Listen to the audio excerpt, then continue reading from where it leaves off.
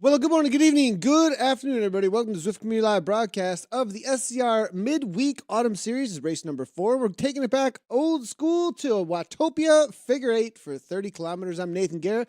Dave Towle sat next to me for this every week on Wednesday's Midweek Series through this autumn. And the A's have gotten out on course. We'll be covering the A's low, and we will be covering the B's high out there today. If you're wondering what exactly does that mean, there's actually 7 categories across this SZR series in order for everybody to be able to find a category that absolutely fits them and is really competitive. What's really cool about this series is that every one of those categories has at least 20 to 30 riders, if not more, in them, which tells you that it's a pretty popular series. It's pretty cool to see the work SZR has done to make sure everybody's served really well with a race that makes sense to them.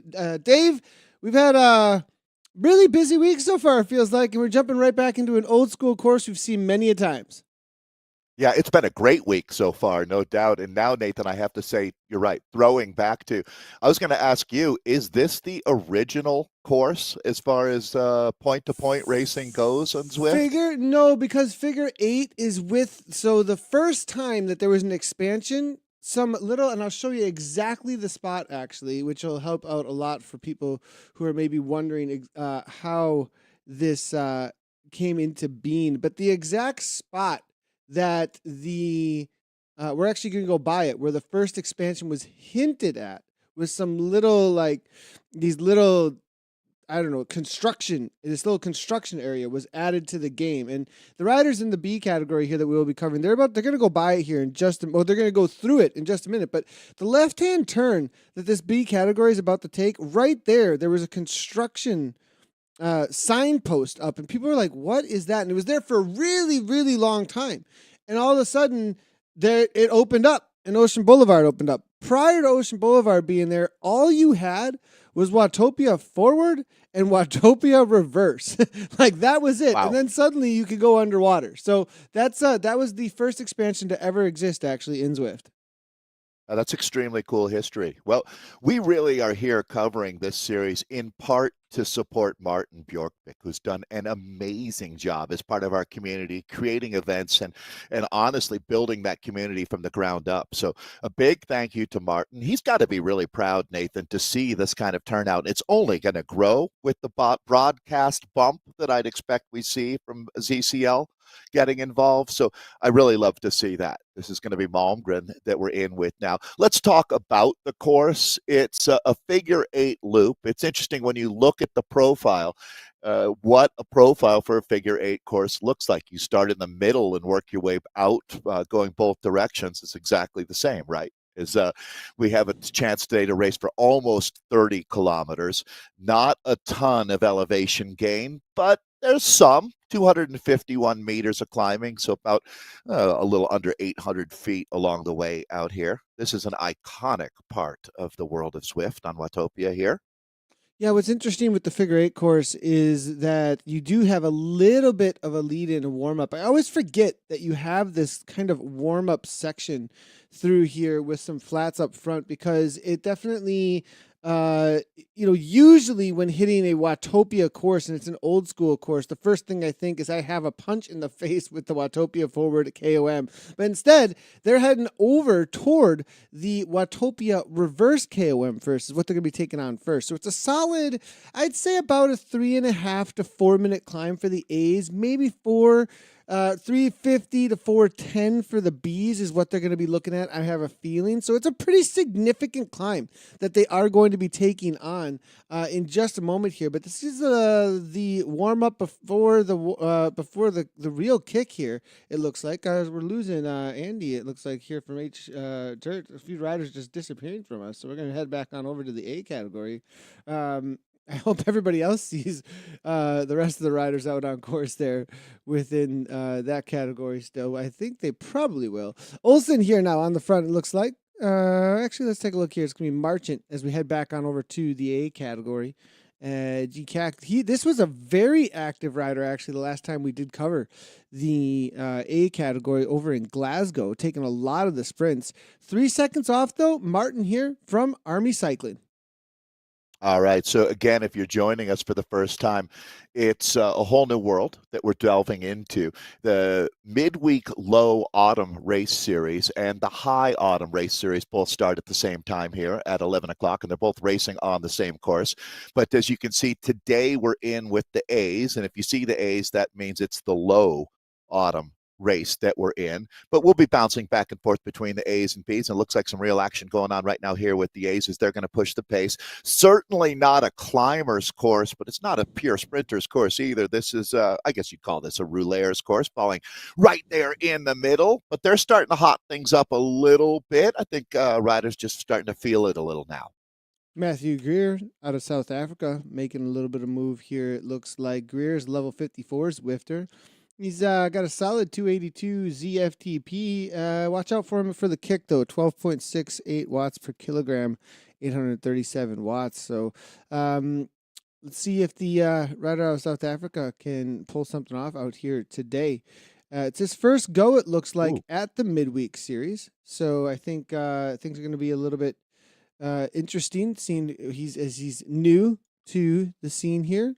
Did somebody go off the front there? I heard you. Go ahead, Dave. Yeah, Holden Camo in the field here. Holden, that's exactly why I picked this hitter. one. Actually, him and the other Cyrus rider, I believe it was Polly Mason, I think, had jumped in here. So we'll be watching out for them. It's an interesting time of year when you look at how the riders are ranked, as some folks are really just starting to get back into esports racing. So you kind of have to scan the start list a little bit deeper. As you were mentioning, Greer, he comes in as a strong sprinter, but right next to him, I see Jesper Dunweber Dar, the renegade rider from PO Auto. He's got a wicked sprint on him, as done another Danish rider here, Kim Gjelman. So it's going to be interesting if this does come down to a sprint out here today, but that's far from guaranteed. Holden doing what Holden usually does, being one of the riders, the few riders I know of that can smash 1,500 watts, 1,600 watts plus for 15 seconds or so, right? I mean, yeah, it's just insane. His raw power is 1492. Yeah, so this is a rider everyone needs to be thinking about if he's just sitting on the back. And I have a feeling, I mean, as a pure sprinter, I don't know, a pure sprinter that's, that's maybe he can do a little bit of climbing for sure. I'm not sure he's exactly pure sprinter, but this is a guy who I definitely think is also here thinking about the new pack dynamics and how to play them, practicing up, sharpening up for the season to come here, the indoor season, as a really top indoor rider here. So to have Holden in here, pretty cool to see. Polly is also here from the women's side of Cyrus No Pins. So good to see that she's jumped in with this open/A category and what she's going to be able to pull off up against some of these riders too. So figure 8 loop that we're racing on today, just under 30 kilometers. There's going to be a lot of riders that want to see this stay together as we go into split screen mode. So the Bs are going to be racing on the autumn high course. If you want to follow along on Zwift Power, you can always get a lot of great data there to analyze what's going on in front of us here. But it looks like right now, Grupo Compatto all together now for both of the races that we're in with.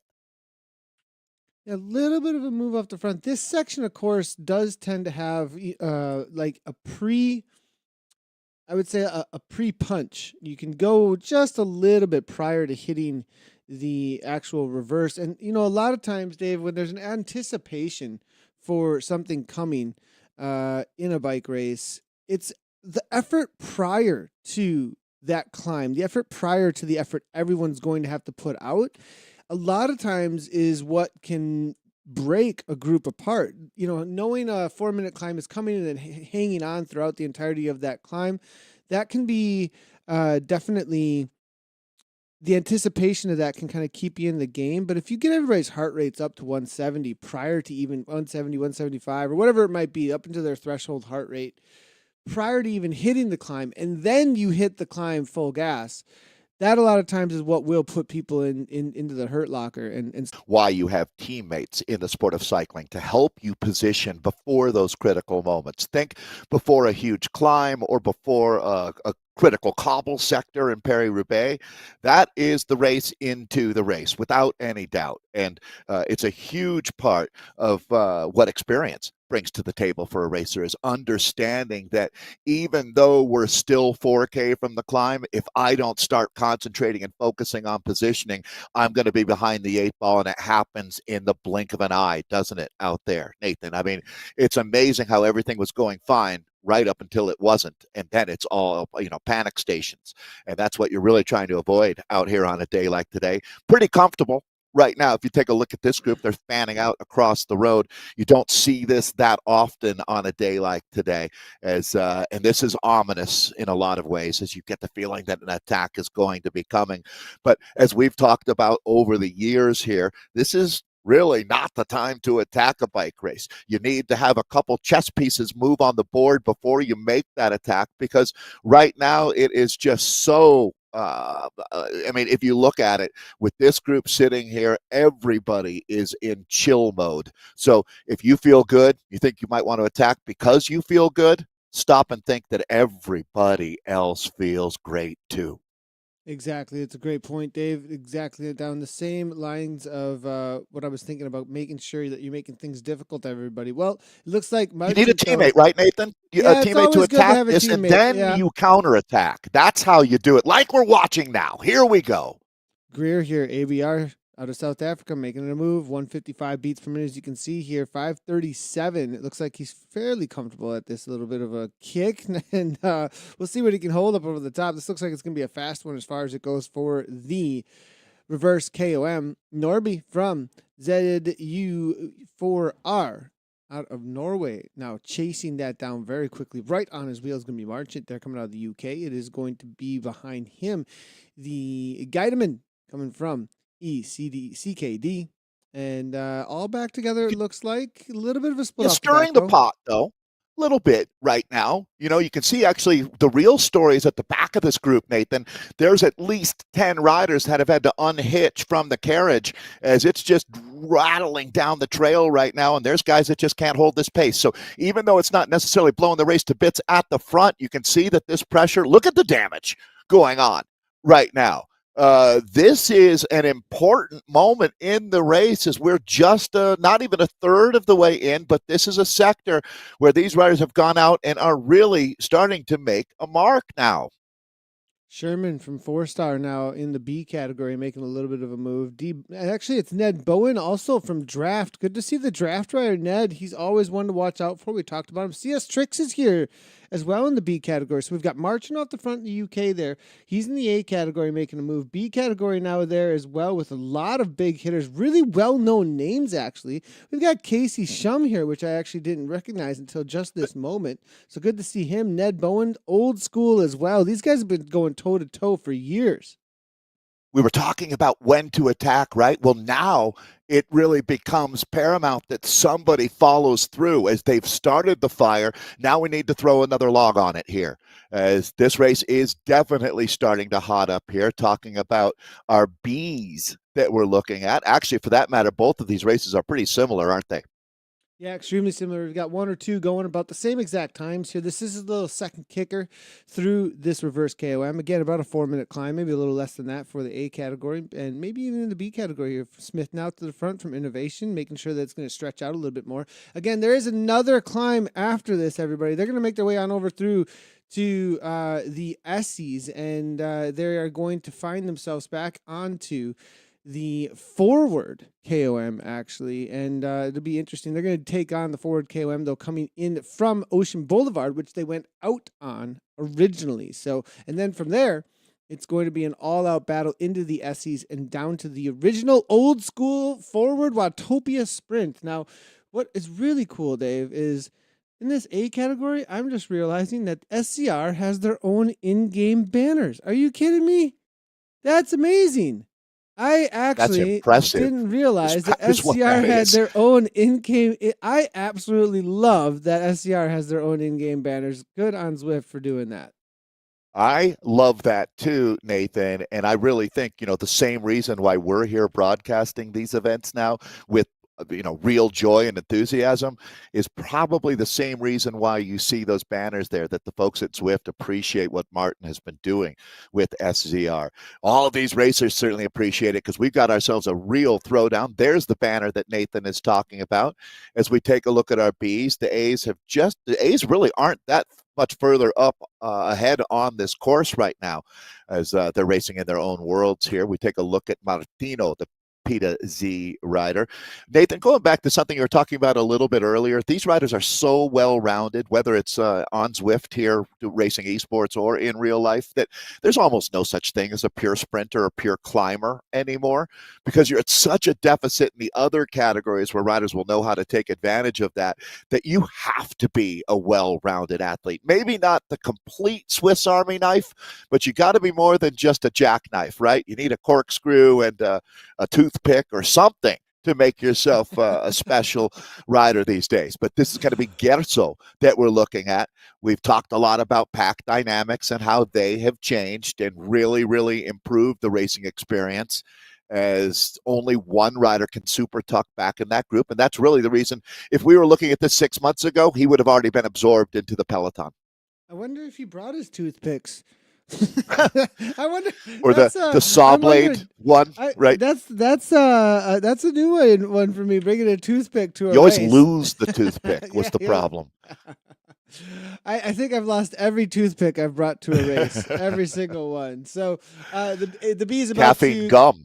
Oh. There we go. I don't know. Well, those I eat those like that's candy, a thing I'm reading these days with our athletes.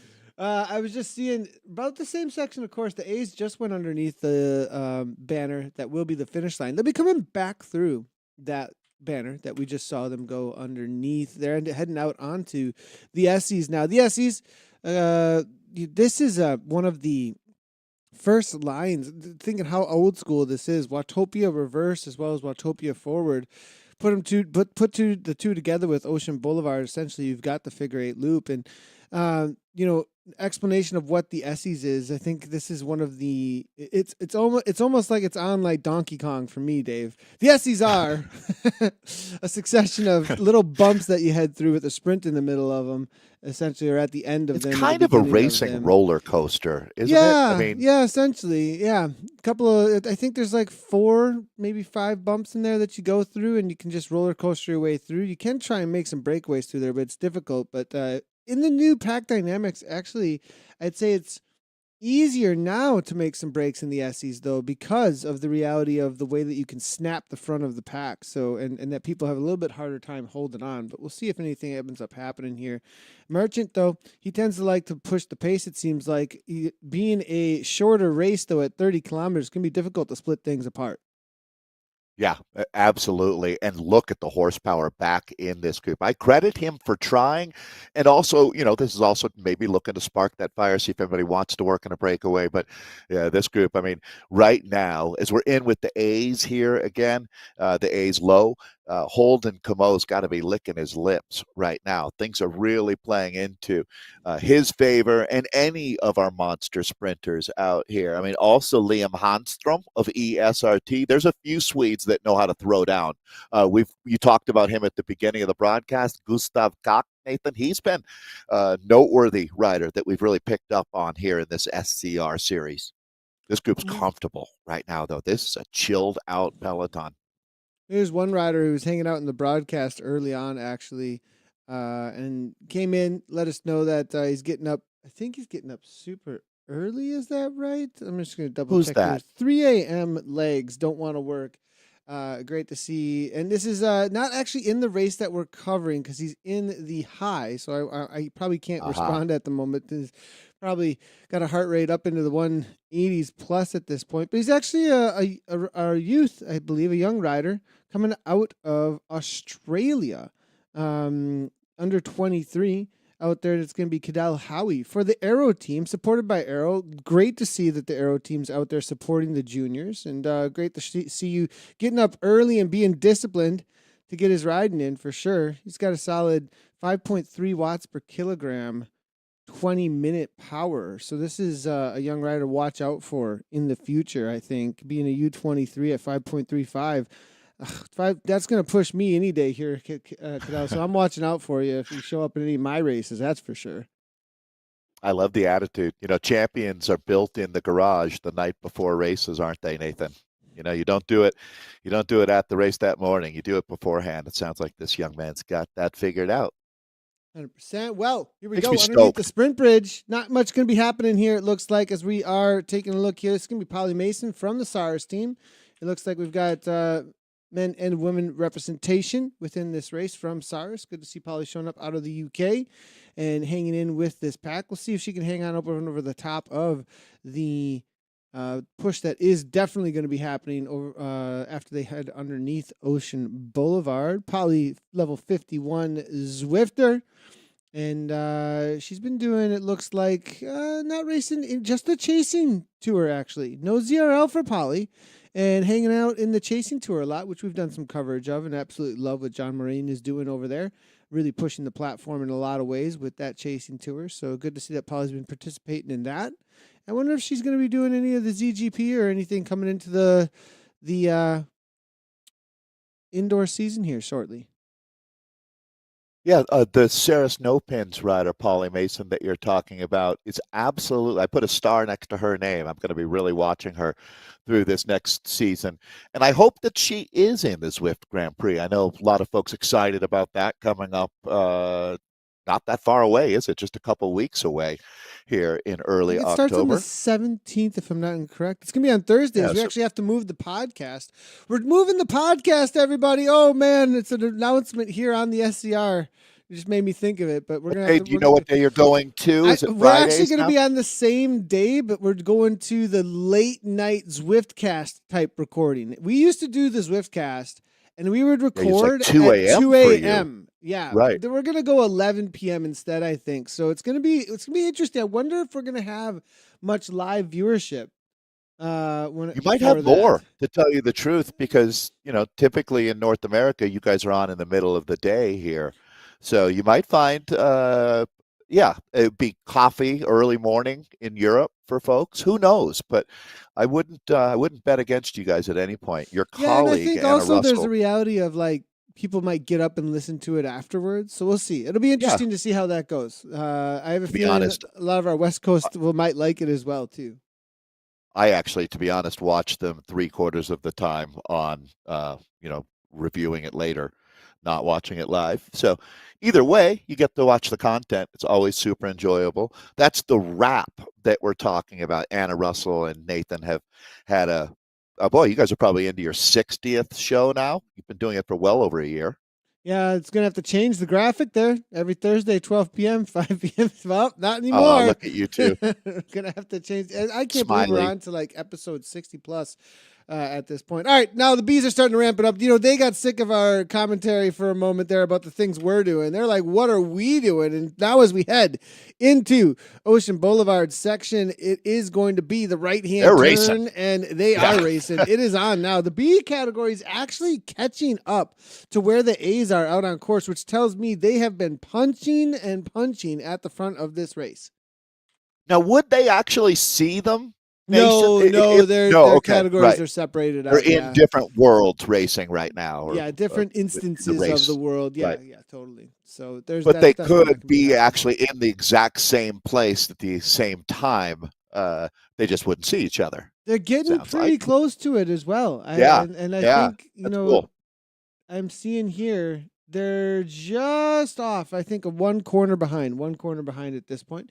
Maybe, actually, it might be the same minute, because I think they started a minute difference between the two as well. So I think they did too. Originally, when I was looking online, it looked like they started at exactly the same time, but that didn't seem to be the case. I think you're correct. It looked like there was a 1 minute. The B category goes out, I think, a minute later or something, whereas the A category goes out right on noon, etc. In each of these. So. You know what I'm thinking of is that's right, because we've got the high and the low. This is the midweek low autumn series. Well, actually, if we're looking at the Bs, it's the high. that we're looking at here, but this is part of the very unique setup that Martin has created with the SZR series. This is Van Wyn, one of the BZR Lions that we're looking at, opening up an advantage. Nathan, 3 seconds doesn't sound like much, but the way things have been going out here today, might as well be an eon that we're looking at. By far the largest move. Is anyone going to get up there and join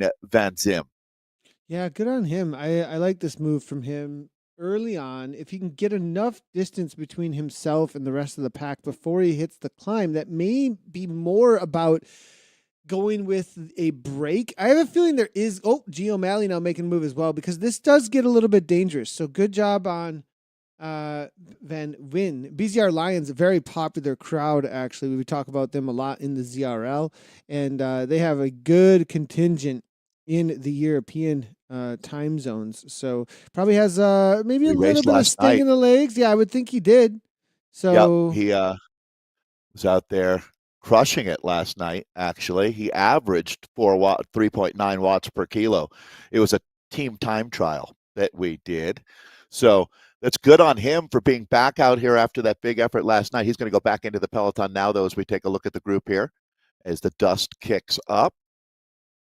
Wow, this guy's a serious Swifter, actually. This guy's got 18 dual recordings. I mean, if you have any dual recordings, you take Zwift slightly seriously. He's got 18 dual recordings. You've invested in it. He's got 933 races. Bastian von Hein.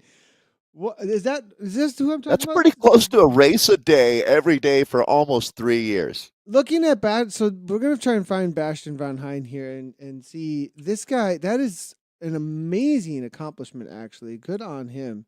With how much is I'm seeing another little bit of a move though here off the front. This is a counterattack, I think, from what we just saw. But is it going to be able to stick? We've got some really cagey riders in here.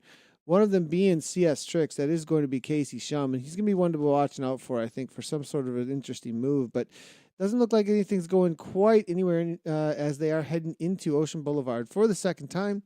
But the reverse time that we took it on for the first time around, it is going to be Bernazu on the front here for. Is that going to be a Foudre rider? At least out of France. Not everybody in France rides for Foudre, but they don't have to. It's not a national requirement, but lots choose to. That's for sure. Nathan, it's all going to kick off here in just a couple K, to tell you the truth. This is that positioning that we're talking about. You can see riders surging here, trying to find their way up to the front. And that's a very good idea, because they are about to detonate this race now. An explosion is going to happen. You'll be hearing a sonic boom all the way in North America coming out of Watopia when this one lights up. And Nathan, I predict now that if you want to get rid of the dangerous sprinters here, you've got one chance, and it happens really between kilometer 21 and kilometer 23, let's say. That's your little window. Taking another quick look at how things are playing out across the categories. And I think you're right there, Dave. I do think that this Watopia forward climb is going to be the trendsetter for the day. What is actually going to take place when it comes to the finish line in that top 10. And you see Wahoo Cole with low actually on the front here at 3.7, 4.1. Just kind of like controlling the front, I feel like, at 142 beats per minute. Is that perhaps because he wants to cover any moves that might be made and he's willing to just put that sacrifice in at the front? If your heart rate's 142, it's maybe around a low endurance zone at this point for him at 250 or so in the A's. So, I get the feeling that he's just like, if anything goes, I want to be there, and he can fade climb or at least be amongst the front end on this little bump before he hit the Watopia forward. So we always talk about risk and reward, but Nathan, the other side of that is insurance, right? So he's willing to pay a few extra watts to be up there, to be in position when it goes down. I get it. That's going to be a conservative racer, but one that might end up with the victory. Yeah, 100%. And I think this rider here, I think this is a pretty experienced rider here, down to 136, 135. He's being with Wahoo Cole. You can always trust that jersey, and I think he's also not uncomfortable, right? I mean, if you're just tapping out a tempo, it's not really that big of a deal. Holden make his way to the front. We've got it looks like Poly as That's a well. big deal. Interesting enough. Yeah, immediately there's a little bit of That's response got to here have the coming from alarm the bells pack. going off.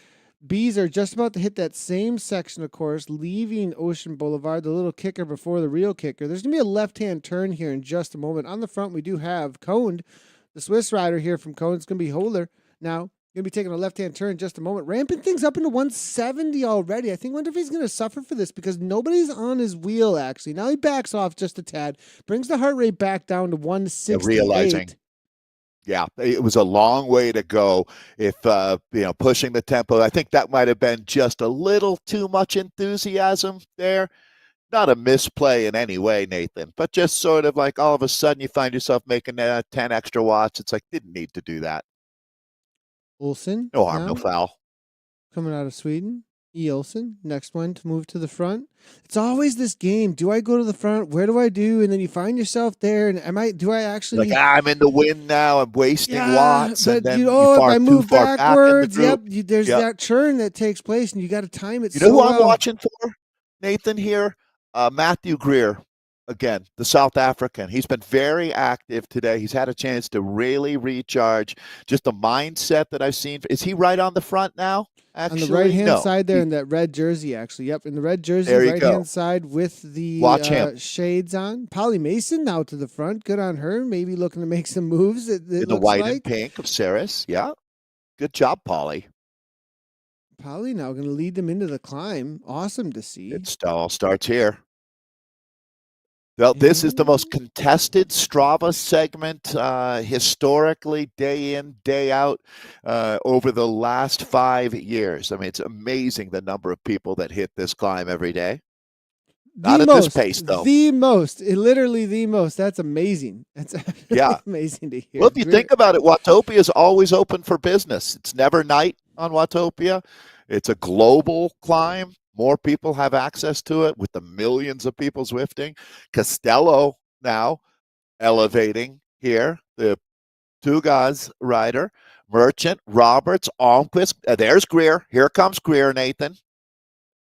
Far right-hand side, you do see another rider here trying to cut the corner just a little bit to hang on with the steering. Interesting enough. Now to the front, it's going to be marching again. He's been continually marching on the front, that's for sure. 202 beats per minute right now. This is absolutely a move here at 8.4 watts per kilogram, trying to split things apart. Norby there from ZU. Now the trust might be there. This is the question. If you can stay in this main group right there, look where Holden is placed perfectly right at the back of where that group is starting to split. 3 seconds back, Olsen here, a little bit of trouble. Watch out. Just ahead of him, though, is where things really matter, where the splits are really starting to take place. Holden is in the thick of it, right? I mean, if anybody's getting draft, it's going to be Holden right now. He's in the white and pink. You can see him sitting about 7 riders back. He's actually moving through. I think he's going to try to cover this move. He's going to watch and see what happens as they come under the banner here. So that's the top of forward KOM. The climb is done and dusted, and racing is mostly downhill from here. So taking a look at this group, we'll do some inventory, as there's no doubt that your winner is going to be on our screen right now. Not many riders have the ability to chase back into a group like this on a descent like this, Nathan. How many have made it? It's going to be my question here. It looks like the split to Olsen. 4 seconds at 179, Dave. 292 watts at 4.2. Blue stuff getting caught out. Yeah. Not going to be able to make it happen here, it looks like. Now moving forward, Handstrom just able from the ESRT team to just latch on right here. I mean, that is like... That's like that guy running after the train as it's leaving the station and throwing his suitcase onto the caboose. It's getting away from him, Dave. He's got to go. Get there. Well, just one more surge. These 10 meters are the hardest 10 meters to close in sport. And I mean, another minute out here, and you start wondering if he can, but he's going to get there. He's doing it now. Yeah, this little uphill is going to give the slowdown to the pack, and he's going to roll up into it here just a little bit and just latch on. Once he actually raised his heart rate through that section. Phil cheering him on. I think March is telling him to put. I think he's saying go. I think he's get rid of him. I think he's saying push at the front. Like, don't wait. He wants That's to get rid cruel, of isn't him. it? Oh But man. look who's tucked right on the back of that group. One of the most dominant apex predator sprinters in the sport, Holden Camo from Ceres No Pins. So Yeah, watch they out for didn't him. shake National the big championship man. has been underneath his belt in the past, actually. So he knows how to take on this course very specifically. He starts heading to the front in this A category. Now in the B category, we have a similar situation slightly, but more riders have made it. Interesting enough. Go to the back. Ned Bowen's on the back here for the team draft. As he's sitting in, I'd watch out for Bowen. He's definitely one of the sprinters that can take this down. Trix is also there as well, Casey Shum. So these two, I'd be watching out for these two as some of the favorites when it would come to this B category sprint at the end of this. Both of them know this run in like the back of their hands. It's going to be full gas between these two, I think, to try and take this down. All right, well, we're on the back nine now, and this is going to go by quickly out here. Taking a look at our Bs. Again, this is going to be our Bs on the high course out here. And taking a look at the top sprinters in this group, you can't look past Jorge Saez, excuse me, Nathan, the Spanish rider here, who makes 1,126 watts of yeah, I mean, the guy's just a monster. Has he 15 that? seconds. Oh, yeah, and he's made the front group too, right here, riding for Yeah, Ronan. yep, the Spanish flag there. Well, not right now, but you'll see it riding for Ronan. See if I can get Other an eye on riders him here. of note, and right there is the Italian Patrick Molinari, the Jet rider. He should be here. I'm looking and scanning right now. I believe that he made this move.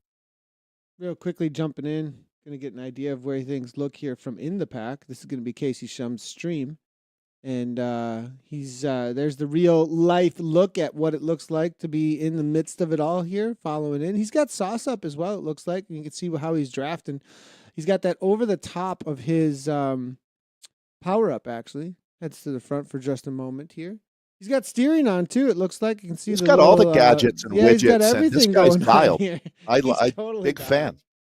dialed. That's my dream setup there, including the pro microphone for communicating with his team on Discord, I'd imagine. Yeah, he's got everything. Well, he's also streaming too. I think he's chatting with Stream too. Oh, So well, good man.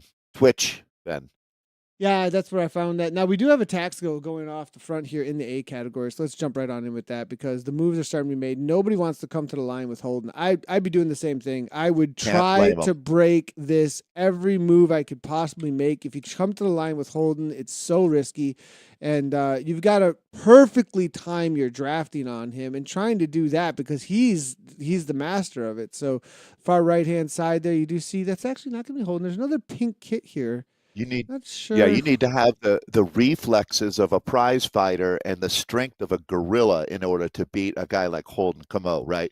Your timing has to be impeccable, and you still, even with perfect timing, he's a hard guy to beat. Mm-hmm. Who is this now? This is an interesting. I It's a like the great Betty kit. design. Yeah, the Betty designs is a really popular design in real life. They do a lot of triathlons, actually, the Betty design crew, a lot of times, but very cool looking design, very popular, that's for sure. T. High Doyle, style for sure. not familiar actually with T. Doyle. Let's see if we can find who this rider is coming out of the UK, as he has made this front group. Tom Doyle, 4.6 watt per kilogram, but he's got a pretty solid kick. It looks like 809, 10 watts per kilogram. He's going to have to make some moves, though, I think, here.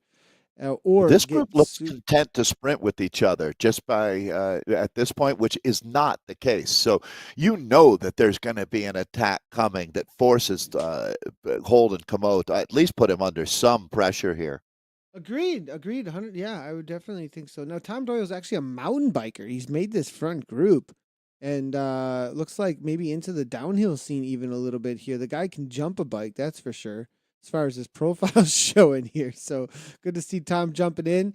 And he's got, it looks like 91 races, so a little bit newer to the scene here. Level 28, hitting the Essies now, and he's about to sprint with one of the biggest names in esports of all time. So pretty cool to see the what a great opportunity. Yeah, exactly. The newcomers to the world of Swift racing and everything.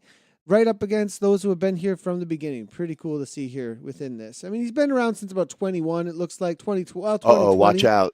Here we go. Holden's Moves even now. attacking? Or he's I just think moving up? he's making sure that this doesn't get away. He's going to be a third Yeah. wheel. Look at that, I sitting think right even where he he needs to be. sensed it.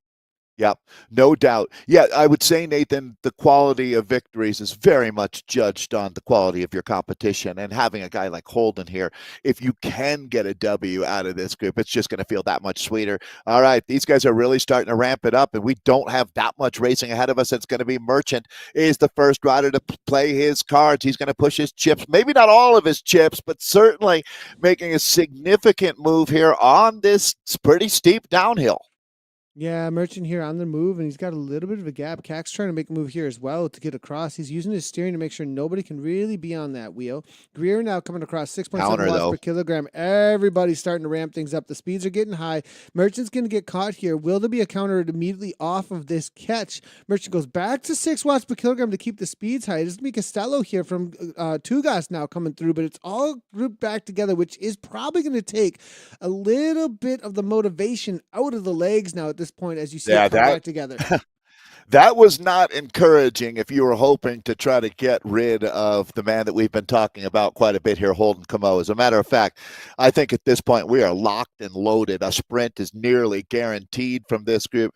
If they needed to be hitting hard to split this group up, they've been just throwing little jabs out there right now, Nathan. So I don't know. Maybe a lot of these guys are ready to throw down. It's starting to give me that feeling.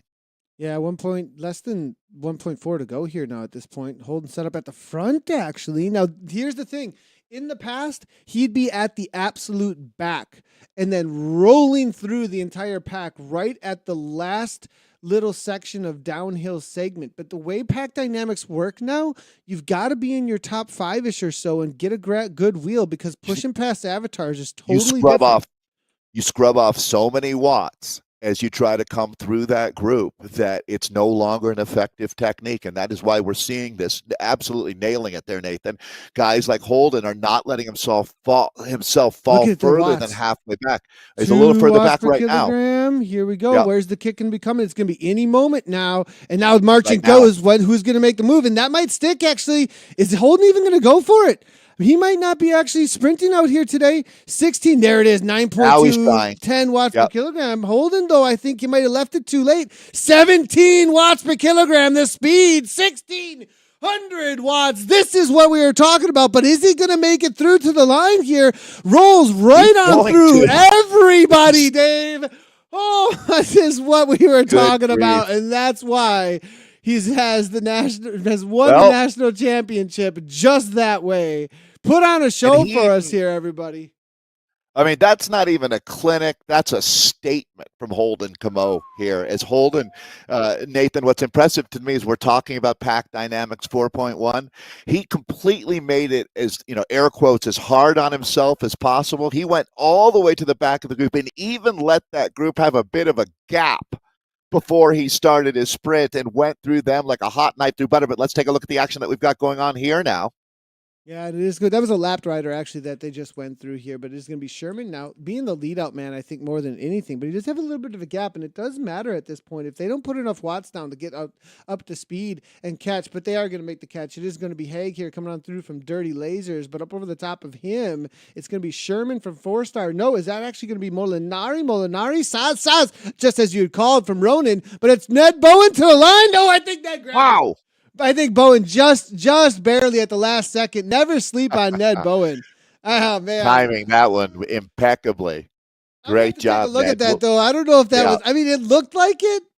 It was right to the line between the two, but you made the good call there watching for the numbers there coming from Saez, and he was able to really lead things out, but I think no one did just barely. It's a back-end API situation here. We'll find out. Always exciting as the big reveal will be coming up as we take a look at our results. Great racing out here. Fun to be back on a classic course. See if we can I'm going to get a replay here of how things had played out between, especially that Holden move here. This was really, really interesting to watch here. Let me watch how far back he goes back here at this point. He's down to 1.5 watts per kilogram, even 0 at one moment. So is he testing himself, Nathan? That has to be or wanting to maybe see what he can do. he knows something that we don't know. I'm not sure. But what's interesting to me is that he sat in here way longer than I would have, and he gets then finds a wheel at some point here. I mean, this is really far back in my opinion, but this is the same thing that I've seen him do in the past, actually, but not quite as much of a roll through even. So I mean, Well, he definitely gets the fastest through segment here. that's for sure. I mean, And yeah, that's as dominant as you get. The clinic is a good term for what you're looking at there. There's nobody even in sight. He came through the entire pack, and then nobody even in sight any longer. I mean, come on. And I mean, if we thought, and I'm with you, that he left that pretty late there, well, he could have left it another 50 meters and still won easily. Right. So pretty amazing. Well, there's the man. No doubt. It's great to see him back here racing with us as well. Always appreciated what he brings to esports. Great human. We've had a chance to interview him a few times on various podcasts, and always enjoyable to chat with Holden Camo. Good person. You want to take us through these results? I'm going to see if I can key up on the other replay for us here, Dave. But it's the A's for the low that we just watched. You got it. SZR's midweek low. Thanks, Nathan. It was Holden Camo taking the win. And look how efficient he was, folks, at 3.4 watts per kilo. He has the lowest watts per kilo of any rider in the top 10, and it's not even close. Second going to Gustav Kak today. Good job, Gustav. Bernard Beer for bronze. In third place out here over 30K of racing. It's Matthew Greer ending up in fourth, Gloomhaven for fifth, Henrik Almqvist for sixth, Stefan Scheutzer for seventh, Joyce Costello for eighth, Benjamin Nast ninth, and Marius Norby taking 10th today in our A's. We'll get a look at the B's next. Yeah, in the B category, let's head on over there. It is going to be Dan Ibbotson from Innovation. This is in the lows. We covered the highs for the Bs, so we'll get over those in just a second. It's going to be Siver Sven from Watt Fabric at 43.40. So it does look like Dan Ibbotson also sat in at 3.3 watts per kilogram for the sprint. Played it pretty smart, it looks like there. The Dragons coming on through. The guy who came through, it looks like, is the number 9. So good on him. Is that a tie? Is that a straight up tie? Dave, they both got awarded the bronze. Yeah, I have not seen at .330. So to the thousandths of a second, that was scored. That's a tie on top of a tie. Wow. Never seen that. Actually, I've seen it once or twice before, right, but that's very, very rare. Good job on those two for the battle to the line between Andreas Hegstead and the Dragons there. It's going to be Andrew Todd from Coalition taking 5th, then it's Kim Hansen in 6th. It's going to be Jeremy M. from Trisleeve there in 7th. It's going to be Ben Harris from TFC. Scott McGonigal from Galaxy, and then Jay Strandvig from the ECKD team. And then there's only down to a C category. And I'm not sure. Let me just see if we got... They might be racing still. They may be racing still. I'm going to double check this here real quickly. And I think that there may be some racing going on still for them. We'll see if we can come back to that C category and see what's happening there. But in the A category for the highs, Dave, you want to take us away at 39.37. 4.9 watt per kilogram on the front there. Yeah, and with the highs, we were in covering the Bs today, but obviously the A's were out there racing, and it was Christian Kaldbar taking the W, and he'd earned it, really working hard at 4.9 watts per kilo. Tom Birkinshaw for silver, and ESRT, Kay Kirchfield for the Dragons taking the bronze medal. It's going to be Christian Grupp for 4th, Baptiste Gabez, the Foudre rider there in 5th, Mark Santo. This is... Talent Fray, isn't it, Nathan? The TF. I'm going to... Yes, I believe so. I believe so. So there we go. First time I've seen that, but I'm going to assume that's Talent Fray. Good job, Christian Grupp and Mark Santo in 6th. Giovanni Nucera for SST in 7th. James Young back racing again today. Nice to see you back out here consistently, James. The MTNT racer in 8th, Alan 6225 in 9th, and then GR in 10th. That's our A's. And then it was the B's that we had a chance to broadcast. Let's take a look at who did end up winning. Yeah, it was. Ned didn't get him. It was down to the hundredth of a second, and Ned just barely got nipped at the line there by Saez. So Ronan's going to take it down. Jorge Saez, it's going to be Ned Bowen for second, Patrick Molinari, and then Robert Risberg from SZ, Andreas Zerso, Jonas Meingren from BVR. It's going to be Greg O'Malley, followed up by Frank Kirek, Jeff Haig from the Dirty Lasers, and then Casey Shum comes on through for 10th place there.